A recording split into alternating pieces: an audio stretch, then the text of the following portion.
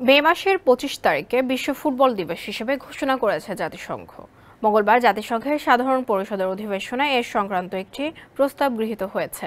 প্রস্তাবে বলা হয়, ১৯২৪ সালের ২৫ মে গ্রীষ্মকালীন অলিম্পিকের অংশ হিসেবে প্রথমবারের মতো বিশ্বের বিভিন্ন দেশের প্রতিনিধিদের অংশগ্রহণে আন্তর্জাতিক ফুটবল টুর্নামেন্ট অনুষ্ঠিত হয়েছিল। ফ্রান্সের প্যারিসে বসেছিল অলিম্পিকের এই আসর। সেই টুর্নামেন্টের ১০০তম বার্ষিকীর দিনকেই বিশ্ব ফুটবল দিবস হিসেবে ঘোষণা করা হলো। জাতিসংঘে নিযুক্ত লিবিয়ার স্থায়ী প্রতিনিধি তাহের এম এল সন্নি খসড়া প্রস্তাবটি উপস্থাপন করেন। পরে সাধারণ পরিষদের ১৯৩ সদস্য দেশের মধ্যে ১৬০ দেশ সেটি গ্রহণ করে। সাধারণ পরিষদকে এল সন্নি বলেন, ফুটবল বা সকার যে নামেই ডাকুক না কেন, বিশ্বজুড়ে এটি ১ নম্বর খেলা। ওয়ালটন ফ্রিজ কিনে অনেকের মতো আপনিও হয়ে যেতে পারেন মিলেনিয়াল। সেরা পণ্যের সেরা অফার।